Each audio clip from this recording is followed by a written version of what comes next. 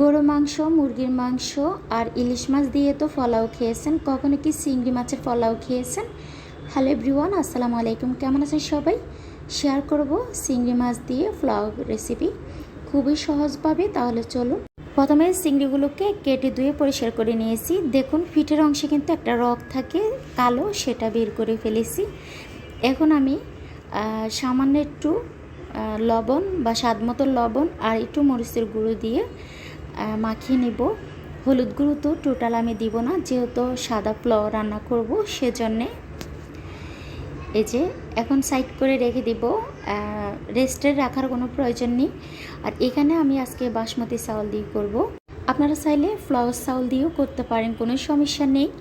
এটা প্রায় আধা ঘন্টার মতো ভিজিয়ে রেখেছি। তারপরে এখন ছাঁকনির মধ্যে ছেঁকে রেখেছি যাতে করে এক্সট্রা পানিটা জড়ে যায়। আর আধা ঘন্টা ভিজিয়ে রাখার কারণে কিন্তু ফ্লাওয়ারটা একেবারে সফট হবে। এখন চলে যাব রান্নার মূল পর্বে। প্রথমে দিয়ে দিলাম তেলটাকে দিয়ে আমি চিংড়িগুলোকে হালকাভাবে ভেজে নেব।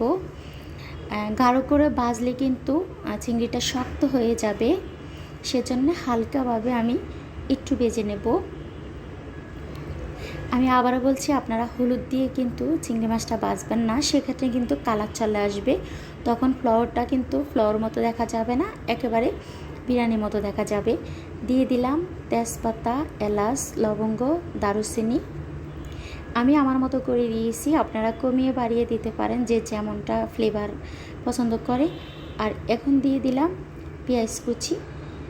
পেঁয়াজটাকে একটু লাল লাল করে ভেজে নেব। এখন দিয়ে দিলাম আমি আদা রসুন বাটা 2 টেবিল চামচ করে।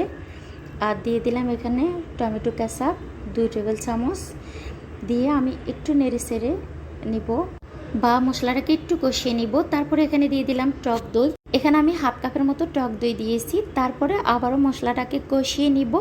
আর এখন আমি দিয়ে দিব এখানে নারকেলের দুধ। এই নারকেলের দুধটা অবশ্যই দিবেন। আর এখানে দিলাম জিরার গুঁড়ো 1 টেবিল চামচ, ধনিয়ার গুঁড়ো 1 টেবিল চামচ, মরিচ গুঁড়ো 1 টেবিল চামচ, গরম মশলার গুঁড়ো 1 টেবিল চামচ আর স্বাদ মতো লবণ। আর আমি তো ভুলেই গিয়েছি, অবশ্যই চিনিটা দিবেন। চিনিটা দিলে কিন্তু টেস্টটা ভালো আসবে, যেহেতু টক দই দিয়েছি সেজন্য এখানে আমি চিনি 2 টেবিল চামচের মতো দিয়েছি। তারপরে বেঁচে রাখা চিংড়িগুলো এখন দিয়ে আবারও কষিয়ে নিব। দেখুন আলতো হাতে নেড়ে ছেড়ে এখন ঢাকনা দিয়ে দিলাম। ঢাকনা দিয়ে আমি প্রায় 5 মিনিটের মতো জাল করে নিয়েছি। দেখুন একটু নেড়ে ছেড়ে আমি এখন চিংড়িগুলোকে উঠিয়ে নিব। আর এক্সট্রা যে মশলা বা তেলটা থাকে সেটার মধ্যে কিন্তু আমি ধুয়ে রাখা চাউলগুলো দিয়ে দিয়েছি। দেখুন এখন দিয়ে একটু নেড়ে ছেড়ে আবারও কষিয়ে নিব চাউলগুলোকে। আর তেলের পরিমাণটা কম দিবেন, তখন কিন্তু চিংড়ি মাছের পোলাওটা খেতে ভীষণ মজা লাগবে।